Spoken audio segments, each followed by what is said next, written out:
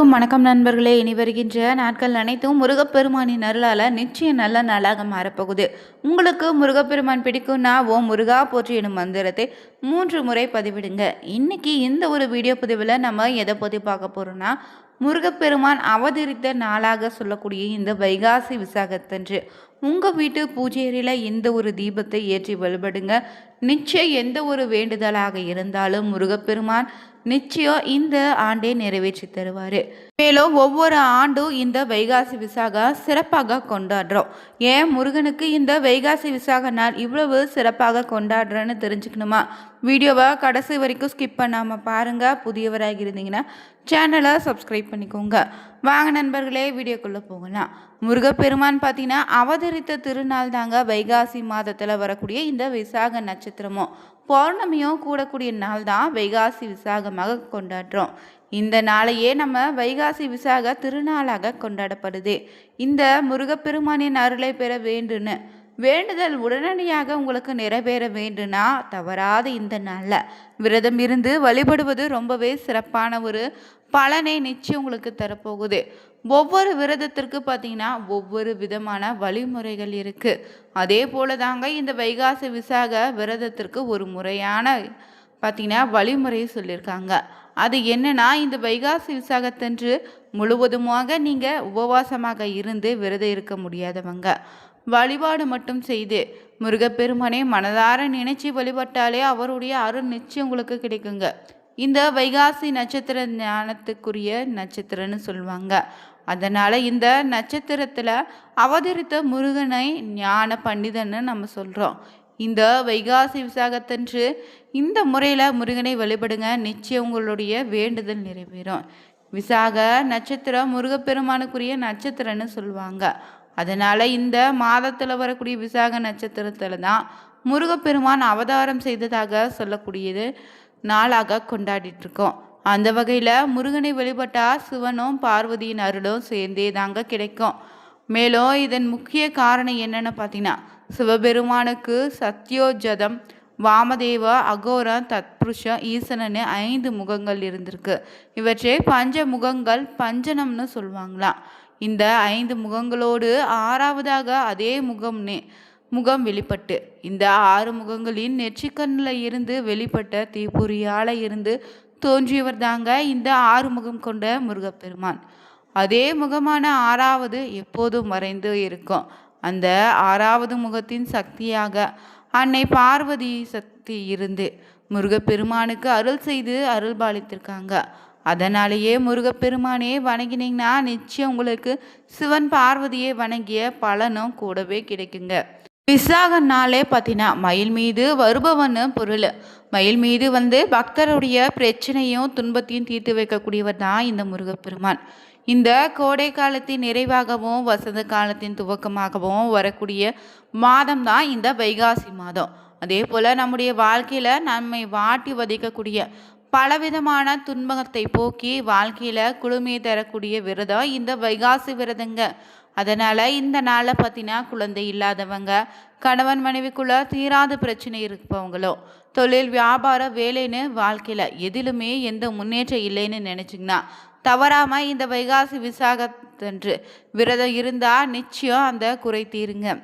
எப்படிப்பட்ட துன்பமாக இருந்தாலும் இந்த வைகாசி விசாகத்தன்று விரதம் இருந்து முருகனை முறையிட்டிங்கன்னா அந்த வேண்டுதல் நிச்சயம் நிறைவேறுங்க.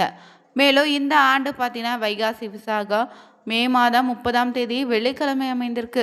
இந்த நாளில் காலையில் எழுந்து குளிச்சுட்டு வழக்கம் போல் விரதத்தை தொடங்கிடுங்க. முடிந்தவங்க 2 வேளையும் கோவிலுக்கு சென்று வழிபடுங்க. முடியாதவங்க மாலையில் மட்டுமாவது கோவிலுக்கு சென்று வழிபட்டுவாங்க. இல்லை வீட்டிலே கூட நீங்கள் முருகனுடைய விக்கிரகம் இல்லைனா வேல் வச்சுருந்தீங்கன்னா சிறிது பால் ஊற்றி அதற்கு அபிஷேகம் செய்து வழிபடலாம். படம் மட்டும் வைத்திருக்கக்கூடியவங்க பாலை நைவேத்தியமாக படைத்து வழிபடுங்க. மேலும் இந்த நாளில் பார்த்தீங்கன்னா முருகன் கோவிலுக்கு அபிஷேகத்திற்கு நீங்கள் பால் வாங்கி கொடுப்பது ரொம்பவே விசேஷமான பலனை தரும். முடிந்தவங்க உபவாசமாக இருக்க முடியாதவங்களும் பால், பழம் மற்றும் ஒருவேளை மட்டும் உணவு எடுத்துக்கொண்டு விரதம் இருக்கலாம். முருகனுக்கு இந்த நாளை நைவேத்தியமாக சர்க்கரை பொங்கல், பருப்பு பாயாசன்னு படைத்து வழிபடுங்க. முடியாதவங்க சர்க்கரை கலந்த பால் படைத்து கூட வழிபடுனாங்க. மேலும் இந்த ஒரு நாளில் பார்த்தீங்கன்னா மாலையில் வீட்டில் முருகன் படத்துக்கு முன்னாடி ஏற்ற வேண்டிய முக்கியமான ஒரு தீபம்னா நெய் விளக்கேற்றி வழிபடுவது. அதுவும் 6 முகங்கள் கொண்ட இந்த முருகப்பெருமானுக்கு 6 அகல் விளக்கில் நெய் தீபம் ஏற்றி முருகனுக்குரிய கந்த சஷ்டி கவசம், கந்தகுரு கவசம், திருப்புகழ், கந்தர் அனுபூதினே போன்றவற்றை பாராயணம் செய்திருங்க. பிறகு முருகனுக்கு இந்த நெய்வேத்தியம் படைத்த பொருளை பிரசாதமாக சாப்பிட்டு உங்களுடைய விரதத்தை நிறைவு செய்துக்கலாம். இந்த வைகாசி விசாகத்தன்று கோடை காலத்தில் குளிர்ச்சி தரக்கூடிய நீரும் மோரும் பானகம்னே போன்ற பொருட்களை தானமாக கொடுத்தீங்கன்னா மிகப்பெரிய புண்ணியங்க. மேலும் இந்த நாளில் மற்றவங்களுக்கு அன்னதானம் கொடுப்பது முருகனுடைய மனதை குளிர செய்து விரைவில் உங்களுடைய வேண்டுதலை நிறைவேற்றி தரும். இந்த ஆண்டு வைகாசி விசாகத்தன்று காலையில் எழுந்து சுத்தமாக குளிச்சுட்டு விரதத்தை தொடங்கிடுங்க. முருகப்பெருமானின் சிலை இல்லைனா வேலுக்கு இந்த நாளில் பால் பஞ்சாமிர்தம் கொண்டு அபிஷேகம் செய்து வழிபடலாம். எதுவும் இல்லைன்னா முருகன் படத்துக்கு முன்னாடி நெய்வேத்தியமாங்க பாலும் பஞ்சாமிர்தமும் படைத்து வழிபடுங்க. மேலும் இந்த நாளில் முருகனுடைய படத்துக்கு பூக்களும் சந்தனமும் குங்குமம் சாத்தி அலங்கரிங்க. பிறகு ஓம் சரவண பவ எனும் மந்திரத்தை மனதார ஜபிக்க வேண்டும். பிறகு கந்த சஷ்டி கவசம், சுப்பிரமணிய புஜகன்னு பாராயணம் செய்திடுங்க.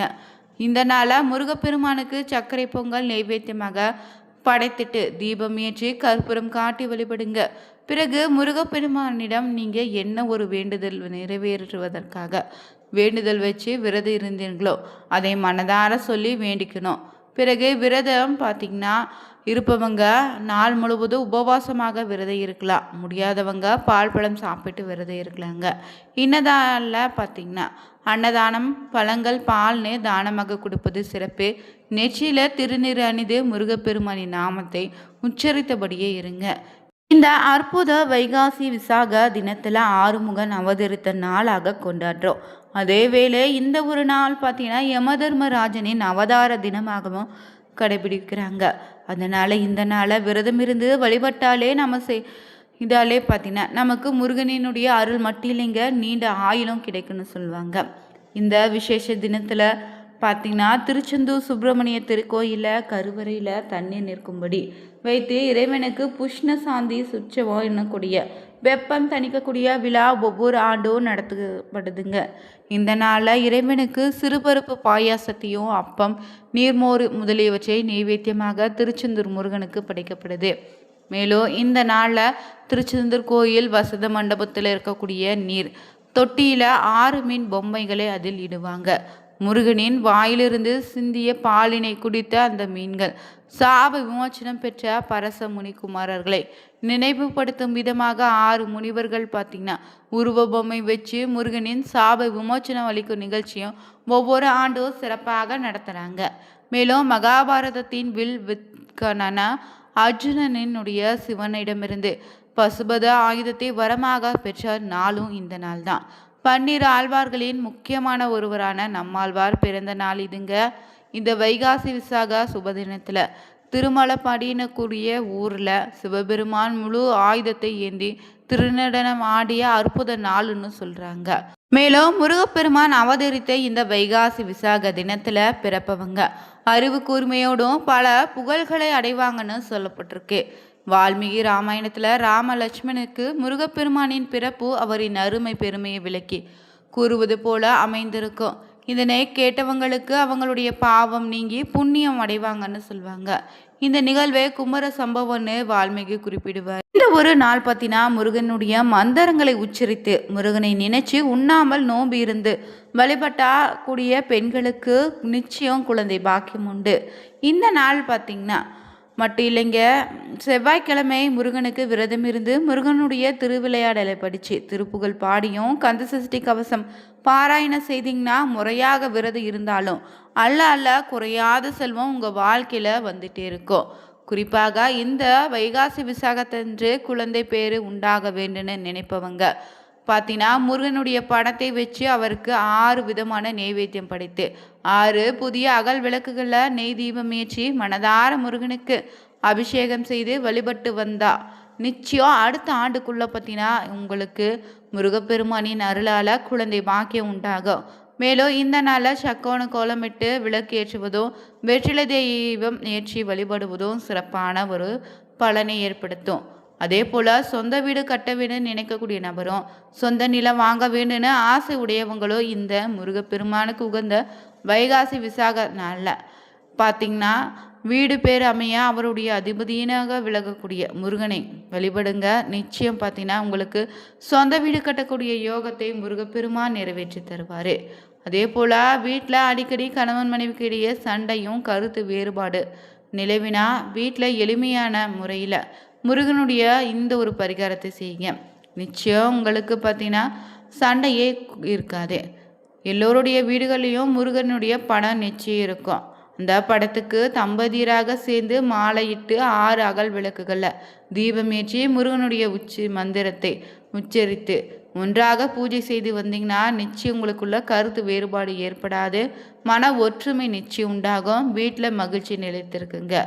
இந்த வீடியோ பதிவில் இந்த வைகாசி விசாகத்தன்று முருகனுடைய முழு அருளையும் பெறுவதற்கு வீட்டு பூஜை அறையில் ஏற்றக்கூடிய தீபத்தை தெரிஞ்சுக்கொண்டோம்.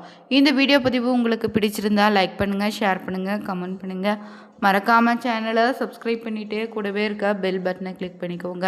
Thank you viewers.